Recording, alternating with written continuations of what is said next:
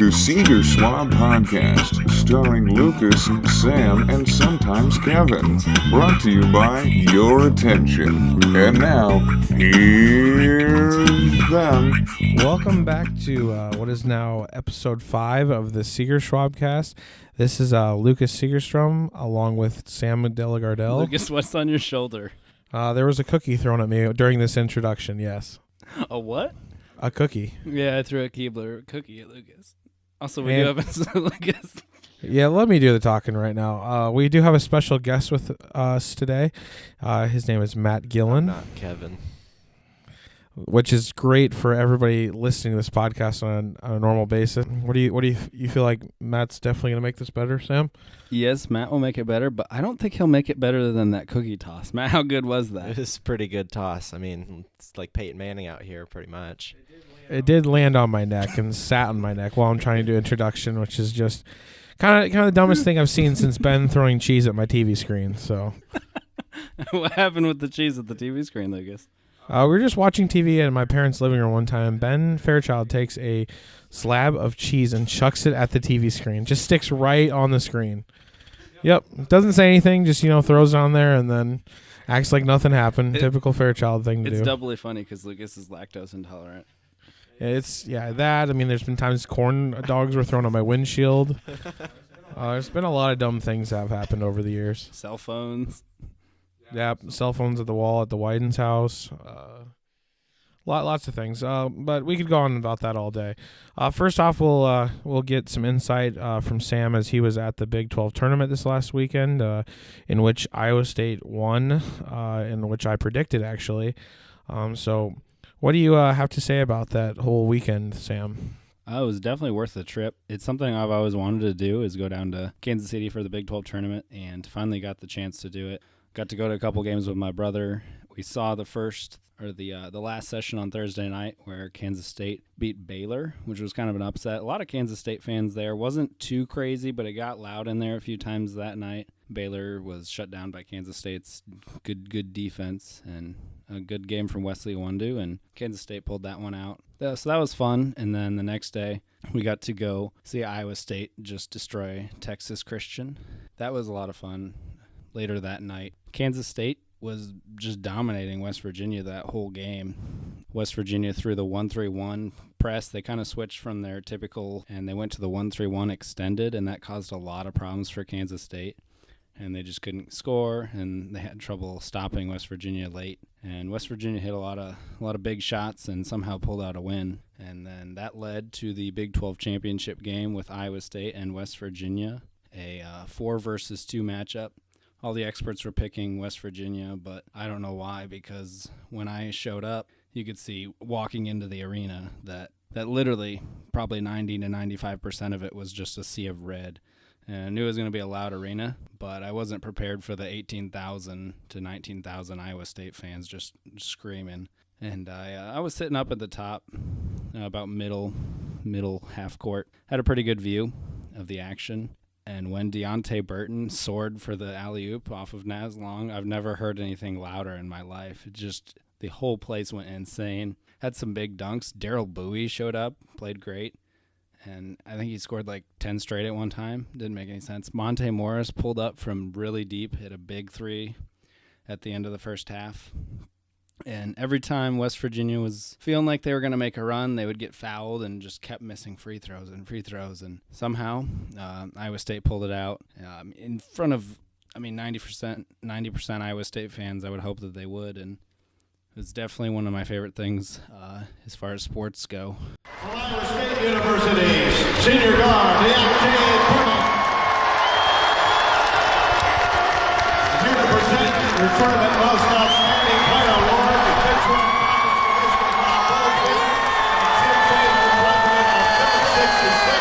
The final member of the all-tournament team and the most outstanding player from Iowa State University, senior guard, Monte Morris.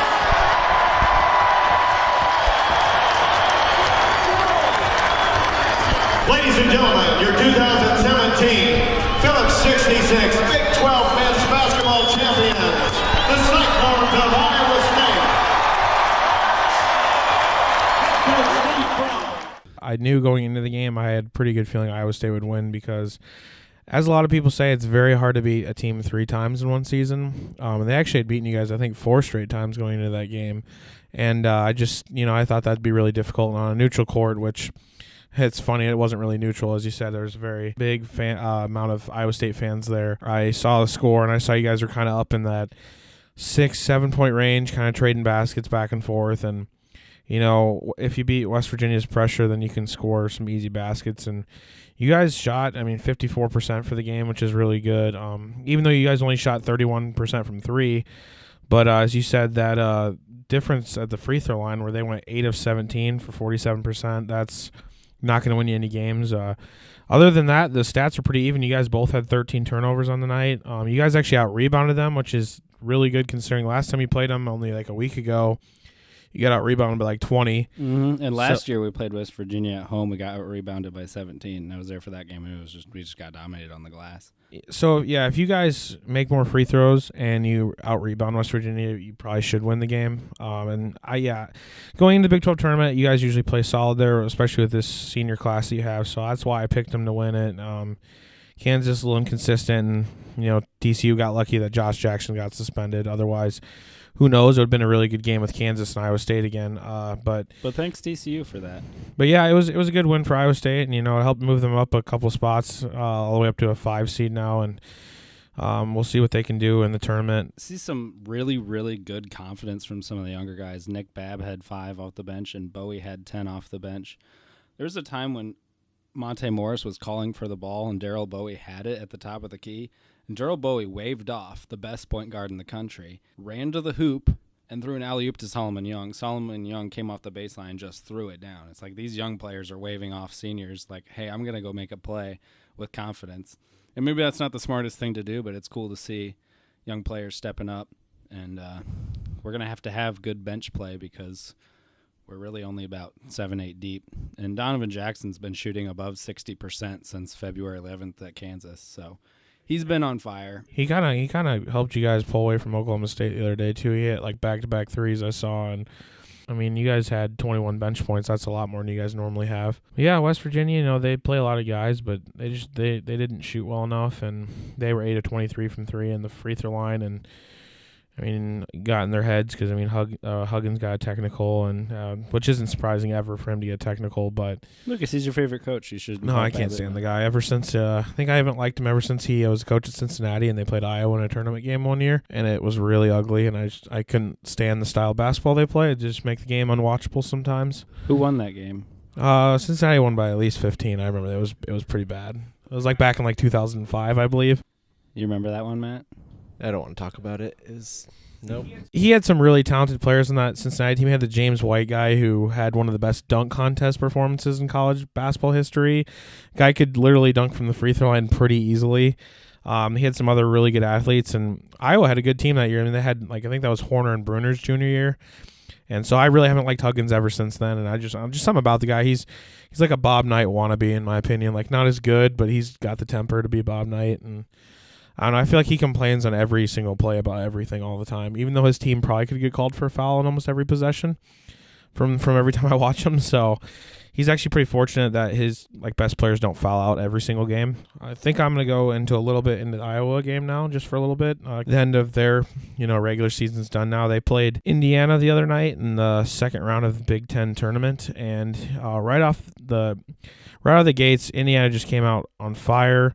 They look like the team that they looked like earlier in the year, a team that's really potent offensively. And, Iowa has been erratic this year on both sides of the ball sometimes. And the other night, just, they couldn't match up with Indiana's shooting and scoring. And, it would have been a worse game if Bohannon wasn't hitting shots for Iowa. They could have been down 30 in the first half. He wasn't keeping them in the game. But even with them losing, I was still happy with how they did this season. I didn't even think they'd really even be in contention to make the tournament this year, especially earlier in the year when they're losing to Nebraska, Omaha and stuff. I was like, wow, they're going to be actually pretty bad this year.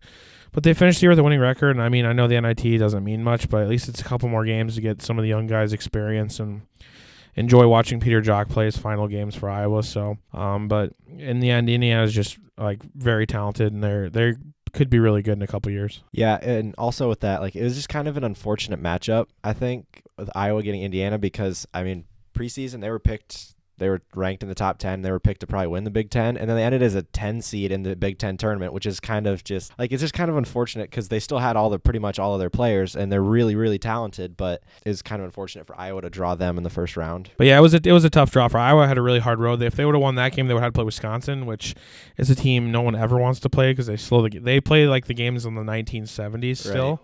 Mm-hmm. So the best 8 seed by far in the tournament. Yeah, we'll get into that in a little bit, but I want to talk about Iowa's defense, or should I say lack thereof. They shot 44% from the field. You can win a game doing that. It's not a great percentage, but Indiana shot 60 though. Yeah, 60%, and they went 12 of 20 from the 3-pointers. Shout out to Kevin. Yeah, that's Iowa also got out rebounded by 9. It was a close game at halftime. Indiana was only up 3, but kind of doubled up Iowa in the second half. That's something Iowa will have to work on the next couple of years. They'll have to get better defensively. I didn't get to see the game, Matt. What was up with Nick Barry? He went 1 of 4 from the field and didn't have any rebounds, only had 1 assist and only 1 steal in 21 minutes. Yeah, he was just kind of a non-factor the whole game. I mean, he just didn't do a whole lot, which is really kind of weird to see from someone like him because, I mean, every game he brings it usually, and he affects it in some way, whether it's like on defense, rebound, and hitting shots. But like you said, 21 minutes, and he just, in 3 points, really nothing else to speak of. I mean, on the stat sheet, it was, I don't know, he just kind of wasn't really there, which was kind of surprising. You know, those 4 freshmen Iowa has, they should really be in contention to make the tournament next year. So I'm looking forward to the future. Bohannon could be one of the better point guards we've ever had at Iowa. I want to focus a little bit on the past because Iowa has been notoriously bad lately in the Big Ten tournament. They consistently losing in the first round. I don't think they've won a game in 4 years in the tournament, I believe. Not only that, I saw a stat, they haven't been to the semifinals since 2006. That's a long time ago. That's 11 years ago. So what does Iowa need to do is they've had good matchups with bad Northwestern teams like Purdue when they haven't been that great. They lost to Illinois and Penn State 2 of the last 3 years in the first round. So yeah, they've lost to some really bad teams. So what is it? Why is Iowa always losing in the Big Ten tournament? I mean, before this year, the times past, I think the last 2 years before this year, Iowa had kind of really stumbled into that position at the end of the season. They weren't playing good basketball at the end of the year, so I wasn't too shocked when they lost to those bad teams because, like, okay, they've lost, 5 out of 6 going into this, so they kind of just were not playing good basketball at all. And what hurt them before, too, was with, like, Mike Gazelle and Anthony Clemens being the point guard and shooting guard 5. They're 2 point guards. Clemens is not a shooting guard. Neither one of them could shoot the ball very well, so our offense was very, like, predictable, give the ball to Jared Utah or Peter Jock or something like that, and other teams kind of figured it out, and when those two weren't doing anything, it was just like, well, it's hard to score more than 65 points when you only have 2 players taking shots. Yeah, I agree with what Lucas is saying. I mean, the last couple years, it wasn't honestly that surprising us losing early in the tournament just because at the guard position especially, like the point guard and like 1 and 2, we didn't really have much talent there. Like, I mean, they took care of the ball, but I mean, they didn't provide any offense really, didn't really create much for other people. So, I mean, if you don't have good guards, especially late in the season, you're not going to really do that well, generally speaking. So that's part of the reason I think that they struggled before. That is a big deal because the last few national championship winners have had basically 2 starting point guards. Yeah, but I think hopefully going forward, it looks like we have some better guards on Iowa's team. Barring Tyler Cook staying in school, which I think he will. You'll have Cook, Pemsel, Kriener. Is Cook thinking about transferring? No, I'm just saying, Cook's like a good athlete, and always those guys always at least test the draft waters. Not saying they're going to high draft pick at all, but like last year Peter Jock at least went and worked out, but he didn't even go to the draft. I'm just saying I've seen worse players than Tyler Cook leave for the NBA. I haven't. I have. Who? I remember a couple years ago on that really good Kentucky team with John Wall. They had a guy named something Orton who never did a thing, didn't even start for them, leave to go to the NBA. I've seen... Is Tyler Cook a hot top 100 recruit? Can't remember if he was top 100 or not. I don't think he has any chance to go to the NBA at all. I don't either, to be honest. I mean, definitely not this year. I mean, maybe in a couple years, like after his junior year, if he really improves, But I mean, right now I don't. No, see I it. don't either. That's what I'm saying. But I see a lot of guys who don't have much basketball skill. There's good athletes leave to go to the NBA. I'm just saying I'm hoping he like stays around in school and stuff, which I think he will. This year they just weren't good enough, and they were young, so that's why they didn't make the tournament. So speaking of the tournament, do we want to kind of go through a bracket and give we'll give our final four and maybe a stone cold lock, a pick we're really confident in, and maybe a couple upsets. Does that sound good, boys? Yep. Matt, you want to get us started off? Let's go start the East region. So that's Villanova is the 1 seed in. Duke is the 2 seed. It's not really creative, but Villanova and Duke is what I think is going to end up being. And then I ended up having Duke beating Villanova to get to the Final Four, just because obviously both those teams are very good. I mean, Villanova's the defending champions, the number 1 overall seed, but I think Duke might be more talented than them this year. Also, they're playing really, really well right now. I ended up with Duke coming out of that region. I had the same Big Eight. Elite Sorry. Elite Eight. I'm thinking back to 1996 when Iowa State won the Big Eight. That was right last year, the Big Eight. I had the same matchup, but I think Duke's chemistry issues will catch up to them. Like Matt said, they're extremely hot. They've won 5 of 6, and I'm pretty sure 5 out of those 6 have been ranked opponents. Mm-hmm. So I think Villanova will pull it out. If Wisconsin beats Virginia Tech, Wisconsin definitely is the best 8 seed out of the whole field. But I don't know who on Villanova is going to guard Ethan Happ and Nigel Hayes. That's my question mark, whether or not Nova will get to the Elite Eight in the Final Four. But what'd you have out of the East? I had the same Elite Eight matchup, which will be a very good game. I also picked Duke because I think the one guy that Villanova cannot check is Jason Tatum. I think Tatum is a total mismatch for them. He's been playing the best. He's been the best player in Duke's team last couple games. Luke Kennard's their leading scorer, ACC's leading scorer this year. He's really, really good. He's tough to guard. So that'll be a really, really good matchup. But I did have Duke barely getting past Villanova to come out of the East region. So I'll start us off with the West. We got 1 seed Gonzaga, 2 seed Arizona, 3 seed Florida State, and 4 seed West Virginia. I really struggled with the 4 and 5 seed West Virginia, Notre Dame. But out of the West region, I've got number 1 seed Gonzaga winning in the Elite Eight matchup between them and Florida State because I had upset, but I'll get to that later. So, yeah, I got Gonzaga out of the West regional. In my Elite Eight matchup, I had Arizona and Gonzaga, which these teams played earlier in the year. So that was really early in the year, like beginning of December. It'll be a very good game. I really want Gonzaga to get to the Final Four since they've never been there before. I think Mark Few's too good of a coach for him not to be there. But I just think Arizona is a little more talented. And Arizona does have the size to play with Gonzaga. They're one of the bigger teams in the country too, and they just won the Pac-12 tournament, and they look like a pretty darn good team. I'm slightly going to pick Arizona over them to be in the Final Four out of the West. Yeah. So for mine, I ended up with Notre Dame playing Arizona in the Elite Eight, and obviously, so Notre Dame, I had them beating Gonzaga in the Sweet 16, which might be a kind of a surprise pick to some people, but I don't know. I just feel like Notre Dame is a pretty solid team. They have a ton of tournament experience. In the Elite Eight, I have them. I have Arizona beating them, so Arizona would move on to the Final Four. With mine, I just think they've been playing really well. I don't normally buy into like the Pac-12 teams, but I just think with Arizona, they have a lot of talent at the guard position, and also with like Lauri Markkanen. The guy's solid. Yeah, like they have a lot of good players, and they don't really play a lot of good teams, to be honest. Like going before that, like I mean, like North Dakota, whatever, they'll probably beat them. And then they'd play St. Mary's or VCU. I mean, they could probably win that one. And then I mean, it just looks like to me they have an easy road. One thing that I do want to ask is, with this bracket, there are actually a couple good teams that could possibly make runs here that I see. Like, I mean, I want to ask you guys, like, possibly maybe like a West Virginia or even like a Maryland.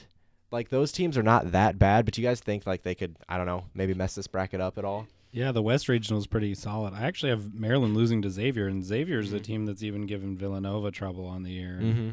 They destroyed UNI. They've saw. I mean, they've been inconsistent all year. They have a couple really good players. That Blewett guy they have is a really good player. Mm-hmm. That JP Makura guy can really shoot the ball. And they've been without two of their best players all year long too. Like they're supposed to have Miles Davis, not the Jazz player or whatever, but not what's the quote on that if one? pee in your pants is cool, then call me Miles Davis from Billy Madison. Yeah, but no, there's a couple teams, like as you said, that 4-5 matchup, I had that as well with West Virginia and Notre Dame. That's going to be a good game because they're just contrasting styles, but they're pretty even. I picked Notre Dame because I think Notre Dame does take care of the ball very well, and they shoot threes really well. So who'd you actually have out of the West, Lucas? I had Arizona. I think Arizona's the most complete team, so I went with them. I do hope Gonzaga wins. I'm going to root for Gonzaga to win in that region. But it's interesting. Arizona, I mean, Sean Miller's never been in the Final Four either. He's a guy that came up short 2 years in a row playing really good Wisconsin teams in the past. He also gets really sweaty in the tournament, so that'll be something to watch. I do like him, though. He's a really good coach. So, Lucas, who you have out of the Midwest region? This one was the hardest one for me to pick because, Kansas, I just haven't bought them all year. We're making a deep run in the tournament. I don't know what's about him. I mean, Frank Mason's probably player of the year. But you can buy Kansas. Where do you find Kansas that? seems to always lose to teams they shouldn't in the tournament, though. It just seems how it is. But I had my Elite Eight matchup in that region. I had Iowa State playing Louisville, and I had Louisville barely pulling it out. That would be a really good matchup. I just think Louisville's defense is really good, and their athleticism would just be just enough to get past Iowa State. But I had Iowa State upsetting Kansas in the Sweet 16, and I almost wanted to pick Michigan State over Kansas. I really, really did want to pick that, but that one was the hardest one to pick. I went back and forth in that one for a while, but I did end up picking Louisville going to the Final Four out of that one. As a yearly tradition, 6 years running now, I always pick Iowa State to win the championship. Hasn't happened yet. We've had some fun tournaments, making it to the Sweet 16 a few times here and there. If we do make it to the Sweet 16, it's going to be another Kansas City matchup in the Sprint Center. So I really want Michigan State to beat Kansas, and I think their bigs down low could cause a little bit of trouble, and you can't go against Tom Izzo in the tournament. I picked them to lose early. They went to the Final Four as a 7 seed, so yeah. Yeah. But last year I picked them to go to the Final Four, and that didn't happen. So we'll see what happens. I mean, it's Tom Izzo. He may work some magic and beat a Kansas team that's kind of been a little overrated, and it's going to be weird because they haven't had Josh Jackson, their second-best player, hasn't played in it's going to be a few weeks because he got suspended for backing into a car and then fleeing the scene and didn't give them their information. So didn't give the people he backed into his information. Mm-hmm. What do you got on the Midwest? Like Lucas and Sam said, this one's tough. This is really tough for me to pick. But so I ended up with Iowa State beating Kansas in the Sweet 16 to get to the Elite Eight, and then I had Michigan playing Iowa State in the Elite Eight. I ended up having Iowa State beating Michigan out of this bracket, but there are so many picks that I am like right just 50-50 on. Like the Kansas-Iowa State game is a really tough one for me to pick if they both get there. And I mean, both teams might not get there. I mean, because if Kansas would have to play Michigan State, that's a tough one. Iowa State would have a tough first couple games. Nevada's a good team. I mean, yeah, Nevada's a pretty good team, and then either Purdue or Vermont, either of those teams are actually they're not bad. I still pick Iowa State to beat both of them, but Vermont. Sorry, let me interrupt here a little bit. Vermont hasn't lost a game since like December. They went 16-0 in conference and then swept their conference tournament. Mm-hmm. Let's hope they pull a Little Rock, Arkansas, so we don't have to face Purdue because we don't really match up that great with them. I think we're better than them, but we don't really match up. That'd be interesting. The game that should have happened last year, you guys almost played Purdue. Thank goodness it didn't. Yeah, I mean that game would have a lot of cross matches. I mean, Iowa State obviously doesn't have the size that Purdue has, but Purdue doesn't have. I mean, they wouldn't be able to guard out on the perimeter with Iowa State. So I mean, it'd be a really interesting matchup actually if those two teams did end up playing. Can you imagine the heyday Monte would have on like these little Edwards dude? Oh yeah, that'd be the biggest mismatch. But like Vince Edwards is a good like wing guy defender. So I'm curious who he'd guard between. No, but he'd be on like Naz or Matt. Swanigan kind of reminds me of Burton a little bit. Both are just huge. They also are weird-looking dudes, too. Never gets me with Burton, the guy that looks like he's kind of tubby, can jump like that. It's just kind of funny to me. I actually got a chance to get a picture with Deontay Burton and gave him a handshake. He has very muscular hands. Also, I was afraid of him because He's so big. Like, he's huge. You see him on TV, and he looks like, Yeah, he's this like, dude's what, pretty big. 6'5", like 250? And Lucas just called him Tubby, but Lucas, there's nothing Tubby about this man. He is He huge. just looks like Tubby when you watch him play. Like, he doesn't look, but he can huge. jump really high. He's so big. Yeah. But going back to Purdue, like the thing is, like if they were to end up playing Iowa State, they don't really do a good job taking advantage of their size. Like with the size that they have with Haas and Swanigan, they should average like 15 to 20 offensive rebounds per game. But they don't but they do not they don't out rebound teams. Like Iowa by out that rebounded much. them when they played them, which is like should not happen.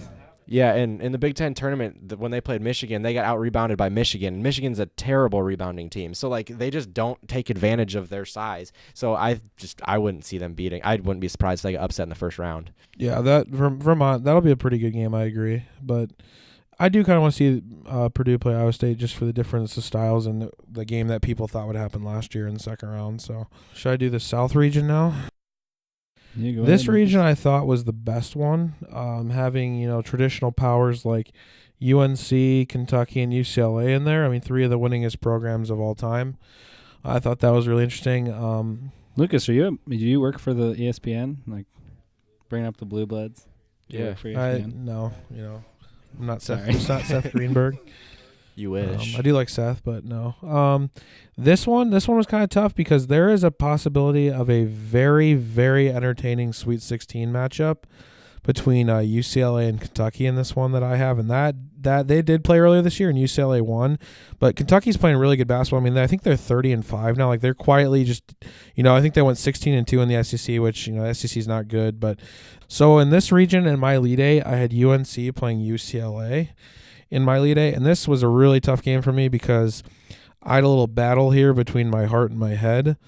And my heart wants to pick North Carolina because I like them. I've always picked them, do pretty well in the tournament. But I slightly am picking UCLA to beat them to go to the Final Four. So I did have UCLA slightly coming out of this region over North Carolina. Also a possibility of another matchup we had earlier in the year, which was probably the best regular season basketball Kentucky game. and North Carolina? Yeah, that could be really, really good too. That's what I'm saying. The winner of that UCLA-Kentucky game is, wasn't that game like 100 to 100? something like that, yeah. And I think Monk had 40 points in that game. Uh-huh. So that would be really cool to have part 2 of that. But actually out of the South, I have Elite 8 matchup of North Carolina and UCLA. I think the UCLA is the only really good Pac-12 team. There's some other solid ones with Oregon and Arizona, but I think UCLA is the definite really, really solid one, but I don't think they have the size or the ability to guard Joel Berry or Justin Jackson. I don't think they can guard Justin Jackson. So I have North Carolina coming out of the South Regional. Yeah. And I had the same matchup, North Carolina, UCLA. If that's what happens, it'll be a really, really good game. North Carolina looks like they have a pretty easy road, to get to that game. UCLA is a little tougher if they end up having to play Kentucky. But yeah, I had UCLA beating North Carolina. I just think that they're so good offensively. They're really tough to guard. And if North Carolina doesn't shoot the ball well, they can struggle against some teams. If they're not if they don't shoot well, they can get beat by pretty much anyone. Yeah, especially 4-seed Butler, who beat the number 1 overall seed Villanova. Butler's another Wisconsin-like team that no one likes to play because they play that slow-down style, but they hit a lot of threes. Butler's always a tricky matchup. They beat Villanova twice this year. That's really difficult to do. So coming out of this bracket, one interesting thing that I saw is Wichita State getting the 10 seed in this bracket. They won 30 games this year, and to get a 10 seed, that's a little ridiculous to me. Yeah, they're one of the best. Kind of like last year when I remember, Gonzaga was an 11 seed last year, and you're looking at this team is good. Yeah. Like Gonzaga, if it weren't for them being in such a hard road, if they win against Dayton, which I picked them to, they'd play Kentucky, which that'd be a really entertaining game as well. Wichita State, yeah, they're really good. They play really good team basketball, and they're really deep. I heard somebody say today or read somewhere that they play 11 guys before the second media timeout. They sub in a lot, sub in and out, and they have one really good post player, Shaq Morris. He's a big guy that just, he's the typical guy for them, just throws people around. And then they have this McDuffie guy on the perimeter who's a really good player, and this Fran Camp guy who's a transfer from Kansas who hits every 3 attempts. I pretty much every time I see him shoot, it goes in. He's kind of like Ron Baker, but Yeah, Wichita State's really good 10 seed. Like, that's no joke. They ended the year 20th in the AP poll, and on KenPom the other day, I think they were about 9. As a 10 seed, yeah. What the heck? So we drop them from 9 to what does the 10 equate to, Lucas? That's about Like like the 40th best team? Yeah, I mean, pretty much. Yeah, that's math. 4 times 10 equals 40. Yeah, that. And I mean, it's not like they're one of these other teams like a Jacksonville State. I mean, Wichita State's in the tournament every year, and they beat a lot of teams. Like but they just seem to get they get tough matchups every year. I mean, they had to play Kentucky when they were undefeated for the season. Yeah, when they were undefeated. Mm-hmm. Yeah, was it a couple years ago they beat Kansas? Yeah. I mean, and they played Indiana a couple times. They played Indiana once too. Like, they play a bunch of good teams. To me, it just doesn't seem fair. They always have to play really good teams. And in the tournament, they're one of those interesting teams too. They're good offensively and defensively. They're good at both. They're not like one specific style. They can score and they always play sound defense. So they're gonna be a tough match. Greg Marshall's by far one of the most underrated coaches in the country. Yeah, the Dayton matchup's not easy. Dayton's a solid basketball team. Mm-hmm. Scoochie Smith. Oh, he still plays there. I forgot about him. He's a baller. Yeah. I'm still not gonna forgive them for beating Ohio State a couple years ago in the first round. That made me really mad. Never ended Aaron Kraft's career a little early. So go to your most confident first round pick. Obviously, don't do a 16-1 or something like that. But what if we think that'll happen, Lucas? Why can't we do that? Well, if you do, then that's fine. But I don't see that happening. I have Mount St. Mary's beating number 1 overall seed Villanova by 30. All the 1 seeds will lose first round. Lucas, I want yes or no. Will it ever happen in the next 10 years? Yes, I think it will. I don't. I just think the way that everything is seeded, all the 16 seeds they're never good. I mean, it could happen sometime where a really good team, something weird happens, maybe they had their best player was hurt and then came back at the end of the season, and they get the 16 seed. But I think generally speaking, all the 1 seeds are usually really, really good, and the 16 seeds are just not quite good enough to beat them. I think it's possible. I don't think it's going to happen within the next couple of years, but I think it'll happen within the next 15 years. Yes, between the next 10 years. I think it'll actually happen because it takes the perfect storm between a 1 seed not being that great. Mm-hmm. Gonzaga wasn't that great a few years ago. They also Southern. Yeah. Southern was actually, I think they were up 1 with 1:30 left in that game. And then Pangos hit a big 3, I remember. Because we're outside playing basketball. And this Gonzaga is going to kill this team. And we check the score, wait, they're losing. Let's go watch this now. This could be history. But I think it'll take a 16 seed just hitting a bunch of threes and somehow slowing down a 1 seed, just completely slowing the game down to a complete halt. Shooting with 5 seconds left on the shot clock and winning in the 40s or the 50s. Mm-hmm.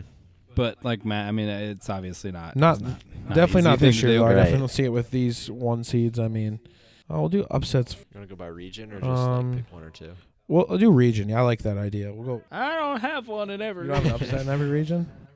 Maybe I do. We usually have 1 in every region, even if it's not like you said, it's not a real big upset when 10s beat 7s, but it's still on paper an upset. Don't count, on Lucas. paper, it's still an upset. Agreed. All right. So Matt, you want to start us off with the East region? Yeah. So upsets that I have in the East region. So I actually have 2 I do as well. Big ones. And that's East Tennessee State over Florida. And New Mexico State over Baylor. Probably more confident in the East Tennessee State one over Florida, just because I watched East Tennessee State. I watched them play and pretty good, I think. I mean, they have a TJ Cromer. It was a really good guard. He averages 19 a game. And Florida has really struggled lately. I think they're the most overrated 4 seed probably in the entire tournament. They also just lost center. They're really small. They don't have much size, and the Eastern Tennessee team has size. So yeah, so that's the one that I think I'm more confident in is the East Tennessee State one. But also I had New Mexico State over Baylor just because it's kind of tradition to pick someone to beat Baylor, and New Mexico State is Sim Bular's alma mater, so it's kind of obvious. They've had some crazy games in the past. New Mexico State has. I actually had the same upsets in mind too. As you said, I'm a little more confident in the Florida one as well. But in the Baylor one, it seems like lately all Baylor has had is Jonathan Motley. Like, he's been their only person on offense consistently scoring. And they don't score a lot of points either. I mean, they play most of their games in the 60s. I mean, they play that zone, that extended zone that makes teams shoot. But I don't know, just the fact that Baylor's inconsistent, and as in years past, they've lost to teams they shouldn't have. Like a couple years ago, losing to Georgia State. Last year, they lost to Yale. So, I mean, as you said, it's kind of traditional. So that's why I did that. That region had the two biggest upsets of any of my regions. So I think I got the same upset with East Tennessee State over Florida. I still don't buy these SEC teams. No. And East Tennessee State can get up and down. That game. Oh, it was so entertaining. Yeah. Up and down. That Cromer guy is really good. I saw him play. Uh-huh. That was the guy I couldn't think of his name the other day. He's like a star. Yeah. I think he averages like 19. We should really take out. Yeah, we should they're really good. take out Arkansas and put Central Michigan in the tournament instead. I'm not kidding. I want to see that Marcus Keene Keene guy scored 40.7 times this year. I want to see him in the tournament. That'd be awesome. Yeah, let's not watch Arkansas or. Yeah, that's going to be all. We all agreed that is the most unwatchable game of the tournament field by far. I mean, an SEC team that's not good. I watched them play Kentucky today, and it was not good. And then Seton Hall, who last year played in the worst tournament game I've ever seen. So Yeah, it was that game should have the your eyes lowest bleed. views by far of any game. We'll go with the West region. I got a second round matchup actually. I think St. Mary's is going to upset Arizona. They're a solid team. Played in a not so great Jock conference. Lindale. Jock Landale, dude. Dude can ball out. I think St. Mary's with who's that white dude that they have that shoots a lot? That Carr Sar. That's not narrowing it down. They always have one of those. Delvedova, is he back there? Yeah, he still plays. Patty Mills. But no, I think St. Mary's is legit, and they can beat Arizona. I just don't buy Arizona. Maybe it's because I haven't watched them much this year. I'll probably regret picking this, but I had Xavier beating Maryland. Yeah, I got that one too. In the first round, and I also had Xavier beating Florida State in the second round. I just think, for the first round, I just think Maryland, to be honest, is not as good Sumner. That's the guy. I couldn't remember his name for them. as Is that right for Xavier? Sorry to interrupt, but yeah, Sumner, Blewett, and McCure are all really good. Yeah. Sorry, I'm throwing things at Lucas again. But I just don't think Maryland, honestly, is really that good. I mean, outside of Melo Trimble, they don't have they just don't have that many good players on their team. And then Florida State, I mean, they're pretty good, but I don't know. I just kind of have a feeling that Xavier might get hot come tournament time, which I've thought that before, and they've really let me down. So if they do this again to me, I'm not picking them ever again. But I just have a feeling that, I don't know, that they might be able to do something in the tournament this year. Yeah, I like the Xavier pick. It's good with Trayvon Blewett, Edmund Summer, J.P. McCurra. Good team out of the Big East. Who you got, Lucas? And mine, actually, the only upset that I had in the first round of these is I actually picked VCU to beat St. Mary's because I had to pick one of them. I had to pick one upset, I said, and the other ones I didn't really feel as confident about the lower seeds winning. I mean, Xavier obviously could beat Maryland very easily, but I think Maryland, that'll be a really close game. I think Maryland will just barely get by, maybe a late Melo Trimble 3 or something. But Lucas. no, I think I've seen St. Mary's. They're a good basketball team, but VCU is also a tough team to play too. I thought we've established this. What? 10-7s aren't upsets. Well, what do you want to say? I picked a 9 over an 8. That's even worse. So That's tougher than a 10 beating a 7, I'm pretty sure. Not I really. literally get every 8-9 wrong every year. So do I. Lucas. that's the only lower seed I picked to beat a higher seed is what I'm saying in that region. That region, I feel pretty confidently that Arizona and Gonzaga are a lot better than the other teams in this region, in my opinion. All right, I think we should move on. Probably move on to the Midwest region now. Sorry, I don't know what that was. I just gave Lucas a death look of starety. So Midwest region. Oh, let me see here. I'll just go if you don't. I mean, my biggest upset, which it's not even a big upset, but I had Iowa State beating Kansas in the Sweet 16 in this one. That's the biggest one I had in that region. 5 over 1. It's better than a 10-7. Got that right. But yeah, I got Michigan State going with the Tom Izzo effect. I really hope that'd be super awesome if they won. Little Miles Bridges, little Nick Ward in here. Nick Ward's solid. Yeah. I don't know. I mean, And your favorite, what's his name? Matt McQuaid. Matt McQuaid. That guy is creepy. He's creepily good. He is good. Who'd you have, Matt? I had a lot of upsets actually in this one. I had Vermont beating Purdue, kind of like what we talked about earlier. I had Rhode Island beating Creighton. But the big one is obviously I had Michigan in the Elite Eight. So I mean, I'd have them beating Louisville, the 2 seed in the second round, and then beating Oregon, the 3 seed, in the Sweet 16. I don't know. They're playing hot right now, playing really well together, and looks like maybe they could be a team that might make a run. Yeah, Rhode Island, I think it's their first tournament I saw since 1998. Yeah. So that's pretty awesome for them. They were right on the not bubble, bad. and then they're one of those teams that just, we might as well just punch our ticket and win the conference tournament. So that was a really good game with VCU today. So, yeah, Rhode Island's a good team. I'll be not surprised. I mean, Creighton really hurt their season when that really good point guard of theirs went down because they were looking awesome before he got hurt. A team that could really do damage this year, but they still have a few really good players. Yeah. So the A10 got 2 teams in. A10's usually a really good league, too. I actually like the teams in there. They always have solid teams. Mm-hmm. Some good teams. Except for the fact that Bill Walton, who is talking smack to the A10, called it like I don't know. He made fun of the A10. If I remember right, the A10 probably got more teams in than the Pac-12 this year. So Pac-12, I believe, only got 4 teams in. Am I right? It got the 3 studs, and then USC was one of the last 4 in. So the A10 got Dayton, VCU, Rhode Island. Did they get any? So they're tied if we don't count the play-in game, right? Yeah, they're tied. That's what I'm saying. The Pac-12 was not good outside the top teams at all. I mean, Washington, a team that's normally decent, won like 9 games this year and had potentially the number 1 pick in the draft next year in Markelle Fultz. I think we should just, take a little break pretty soon. This is going to continue, but All right, my other question is, Lucas.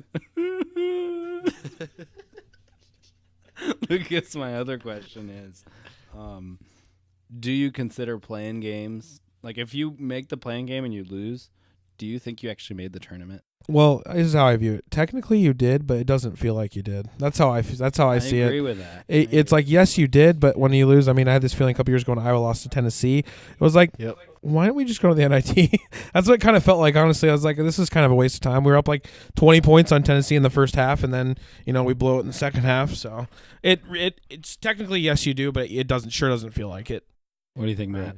And those, kind of the same thing as Lucas. I mean, it seems like those teams that play in the playing game, they like hardly ever win. Like, obviously they're not really supposed to because they're either like 16 seed or they're the 11 seed, but they never seem to do that well if they do win. And so, if you lose, then you never technically were you were technically in the tournament, but you really never played in the field of 65. Yeah, which is really what matters, kind of. I don't know. It's a good thing if you make it, I guess, but it's kind of just the only time I think a team really did was matter. that VCU team went to the Final Four that one year. I believe they were in the playing game. What was that 2000? Oh, no, 9 was the year that UNI beat Kansas that year. Yeah. They beat Kansas in the Elite 8 to go to the Final Four. I believe they were in the play-in the game that year, actually. That's the only time a team's really made a serious run. Don't we have our South region left? Or we haven't done that yet, no. I had two upsets in this one. I had Middle Tennessee beating Minnesota, which a lot of people are having that one. Their team that beat Michigan State in the tournament last year is a 15 seed, so they returned basically their whole team. And, that's just one I look at, that there'll be a tough game for Minnesota. Minnesota lost one of its starters for the season the other day. So, they're not a deep team at all. Minnesota's not. Minnesota's athletic. They lead the country in block shots per game. So it'll be a very up and down entertaining game. And then the other one I had, the winner of Wake Forest and Kansas State beating Cincinnati in the first round. I literally had the exact same one. Only if Kansas State wins, and I also had Middle Tennessee. It doesn't matter to me. I think Wake Forest would beat Cincinnati as well, too. Wake Forest has played pretty good late in the season. So the only reason I think this is Cincinnati's kind of on the downpour. Not like raining, but I don't know what I mean by that. They've not been playing well, is what the words I I'm agree with you. looking for. That's why I picked them to lose as well. Today, they did not look good against SMU. SMU is a very good team. They, I was telling Matt this earlier. They start all guys between 6'6" and 6'9". So they don't really have a real center or point guard. They're just all forwards. It's really athletic team who's tough to defend. It's SMU. They're a really good team. They won the American Conference tournament today over Cincinnati, and they're a team that would have made the tournament easily last year, but they had that ban from the postseason. So they're a really good team. They're a team to really watch out for. Looking at what region they'd be in that the East region, I think. Yeah, and I had them, in the Sweet 16 playing Duke in mind. So they're a tough team. They really are. Yeah, and that'd be a matchup of Semi Ojeleye versus his former team where he transferred from, because he played at Duke. and then transferred to SMU after that. Oh yeah, I forgot about that. But upsets for the South region, I had the same ones. I had Middle Tennessee State, or whatever they're called, beating Minnesota, and I had the Wake Forest K-State winner beating Cincinnati. I just think Minnesota's a little overrated, especially to have a 5 seed, and that just doesn't really make sense to me. And then Cincinnati, it seems like they lose every single year in the tournament in the first round, like in these 6-11, 7-10 matchups or whatever. They just never win those games, it seems like. And they're really, they haven't really played anyone this year, and they're not like, they don't have an abundance of talent. So I just think that they could very easily get upset. Yeah. And I just realized we didn't make our Final Four picks. Yeah, we did. I'm saying we didn't pick like national champion is what I meant to say. So I didn't word that right. So I see what you said. We did make our Final Four picks, but we didn't pick from there like the last 2 games. Oops. So I can start with that one. In Lucas. the between the Midwest and the South regions, I had Louisville playing UCLA, and I had UCLA winning that one to get to the national championship. And then on the other side, I had Duke beating Arizona. So I had Duke, UCLA, national championship, with Duke being my national champion. Okay. I had Iowa State versus North Carolina, a little rematch from a couple years ago when DeAndre Kane put the ice in the bucket. That's a new March That game would be No. played near the hundreds too.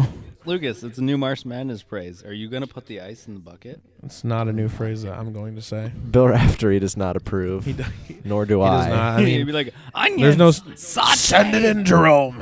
double order. But instead The of senior. he puts the ice in the bucket. See, you can't Yeah, even you do can't. it. You can't do that one. You just doesn't can't do work. that.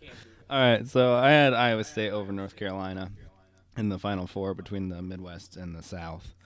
And between the East and the West, I had Villanova over Gonzaga. I know I'm really original, all 1 seeds in an Iowa State. So I have Villanova beating Gonzaga, and then, of course, losing to Iowa State, coming from 17 assists, no turnovers on Monte Morris. That'd be like the the ice in the bucket. best point guards in the country playing each other, Brunson and Morris. That'd be entertaining. The Brunson burner. I do like him. He's really, really good. How about you, Matt? Yeah, so between the East and the West, I had Duke and Arizona playing, and I had Duke winning that matchup. The Midwest and the South, well, I had Iowa State playing UCLA, and I had UCLA winning that matchup. So same national championship matchup as Lucas. And then I also had Duke beating UCLA in the national championship game. Pretty sure Lucas just copied what I said, but, No, we whatever. did not fill in our It's all brackets good. at the same time. Or, I didn't say, hey, Matt, what did you pick or whatever. So Lies. Okay, but yeah, Duke national champions. You heard it here first, folks. actually, I said it technically first. So, First from me. okay. Lucas said nothing. Lucas did not put the ice in the bucket. Didn't you, Matt? Oh yeah, no, You didn't put the ice in the bucket? no. Sorry. Do we want to do Stumpy, Lucas? Yes, I think it'd be a good time for that. Did you just call Lucas Stumpy? Yeah, I mean, what else are we going to call him? Not the meanest thing I've been called, so. Yep. Lucas's favorite phrase, you can call me Stumpy, but don't call me late for dinner. And that's how we lose views. I don't think we'll ever get views. We'll get listens, but not views. It's hard to watch sound, but I don't know. If you can do that, props to you. We don't perform bazookas off here, so. And now it's time for Stump the Schwab. This is a really bad Stuart Scott impression. I kind of Booyah! had trouble picking Stumpy the Schwabby for this week. We're going to start with this one. All right, Lucas, this one's pretty easy, but we'll make it a little more difficult. Let's see if you can get back all the way to 1990, which is kind of our cutoff for these things. What I'm going to do is I'm going to name the national championship, and you name the coach of that team, okay? Coach of teams? Okay, I'll try All right, that. so 2016, The assistants. Villanova. Jay Wright. 2015, Duke. Coach K. Incorrect, Mike Krzyzewski. Oh, my gosh. Mike Krzyzewski. 2014, UConn. Kevin Ollie. 2013, Louisville. Rick Pitino. 2012, Kentucky. John Calipari. 2011, UConn. Jim Calhoun. 2010, Duke. Coach K. 2009 North Carolina. Roy Williams. 2008 Kansas. Bill Self. 2007 Florida. Billy Donovan. 2006 Florida. Billy Donovan. 2005 North Carolina. Roy Williams. 2004 UConn. Jim Calhoun. Nice. I almost said the wrong thing. That's why I had to stop myself. You had a Jim Calhoun impression there. It was well done. All right, 2003 Syracuse. Jim Boeheim. That's what I almost said an accident. I was like, I just stopped myself. 2002 Maryland. Gary Williams, I believe. You did it, big boy! I'm proud! Gary. 2001 Duke. Coach K. 2000 Michigan State. Tom Izzo. 1999 UConn. Jim Calhoun. 1998 Kentucky. Throwing it back all the way back to 1998. Rick Pitino. Is that your final answer? It's either him or Tubby Smith, so I'm trying to think. Adolph Rupp. No. I'm just going to go with Rick Pitino. It's probably wrong, but we'll see. Yeah, it'd be one of the two. I couldn't remember. All right. 1997 Arizona. Lute Olson. Mm-hmm. Lute the Flute. He used to coach at Iowa, too. Didn't people call him that? No. I can almost guarantee no one called him that. Just no. 1996 Kentucky. Rick Pitino. There's where it was. Okay. Mm-hmm. Yep, I knew it was. I can't remember when he was done coaching at Kentucky. Could not remember. Yeah, it's hard to know those things. I mean, you didn't even know everybody called Lute Olson Lute the Flute, so. Yeah, come on. Where's your knowledge? 1995 UCLA. Coaching UCLA back then. John Wooden? Just kidding. James Naismith. No. Abner Doubleday. 95 UCLA. Well, let me think here. I almost had a name come to my mind. I'm trying to think. 1995 UCLA.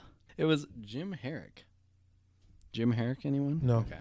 Not familiar with him. All right, we'll go back to 1990, see how many you can get right. 94 Arkansas. They won a championship? Who knew? It's hard to believe. Yeah. You don't know, do you? No, I wouldn't know. Nolan Richardson. 93 North Carolina. Dean Smith. Yep. 92 Duke.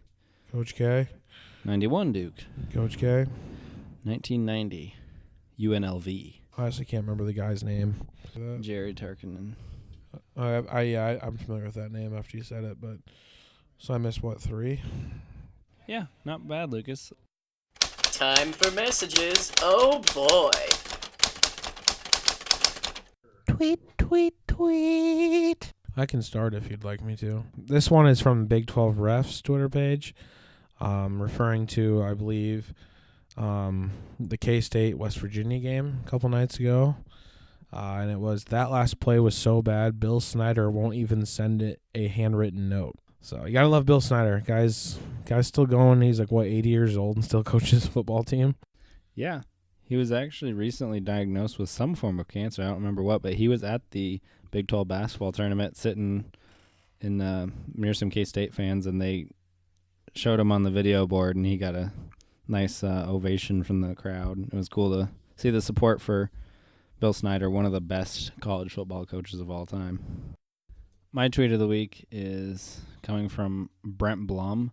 Deontay Burton needing a ladder to cut down the net is kind of ironic. Makes sense. I mean, why would he need a net? We all saw how high he got up on that alley-oop dunk. Yeah, that was huge. For a second, watching that replay, I'm kind of like, where are you throwing that pass to? Like, wasn't even that open, and then, yeah, just dunked all over him. If you watch the replay, they kind of pan to Naz Long, and he's just raising the roof with his hands while he's trying That's to one of my find the favorite defender. responses when players do that. Like, I see it all the time. Yeah, I mean, like, watching that on TV is one thing, but, like, what was it like actually seeing it, Sam? Like, that must have been just crazy. Well, what we forget is that this happened with 2 minutes left in the game when, you should assume that Iowa State's going to, like, slow the game down. Uh-huh. And Naz Long just throws the ball up, and out of nowhere, like, I thought the ball was going to go out of bounds, comes Deontay Burton, flying, wings flapping, crowd cheering, and then he catches the ball, and there comes a defender. I thought he was just going to foul him, but just yams on the dude, just completely brings the house down. Everyone goes ballistic, nuts, just insane. Like, I'm screaming. I'm like on the floor, like sitting in the beer that someone spilled next to me. I'm like, oh my goodness, did Deontay just do that?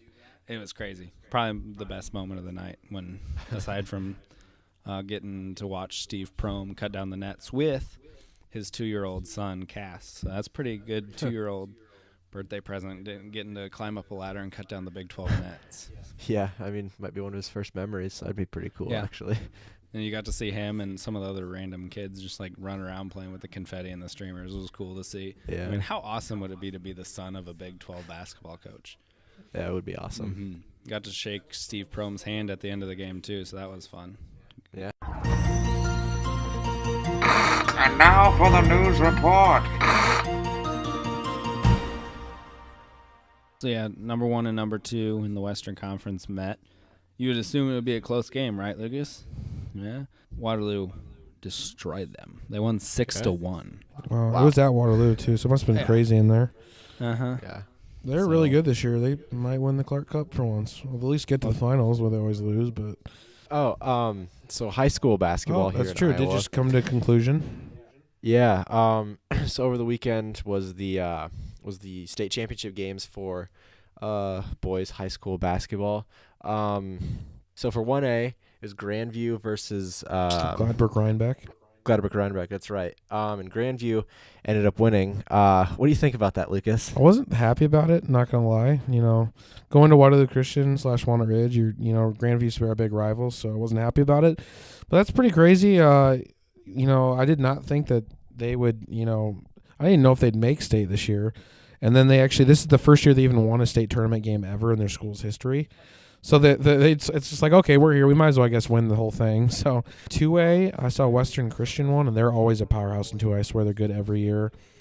3A, I think it was Cedar Rapids Xavier won. Yep. And then 4A, no surprise, Iowa City West won their 5th in 6 years. Yeah. I mean, Fran McCaffrey's 2 sons play for them, and they're really, really good. So they're just absolute dynasty now. So to end the podcast, I have a fun idea. I'm going to have Matt pretend to be Bill Raftery on the call. And Lucas, can you please pass me my cookie that I threw and it stuck on your shoulder from before? See if you can land it in the cookie jar. All right, Matt on the call. And Lucas Segerstrom, he's getting ready, getting the puppies organized. And he throws it. Oh, Drano! Oh!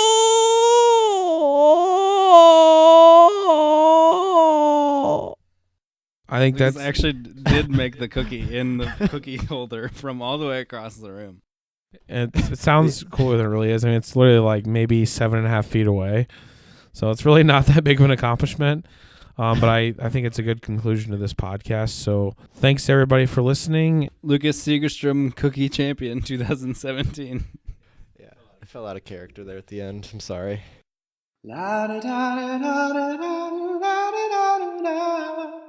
La da da da da da.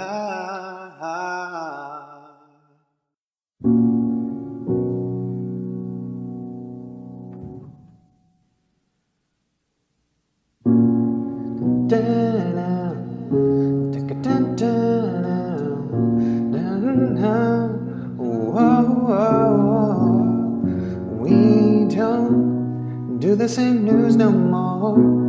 We don't do the same news, no more.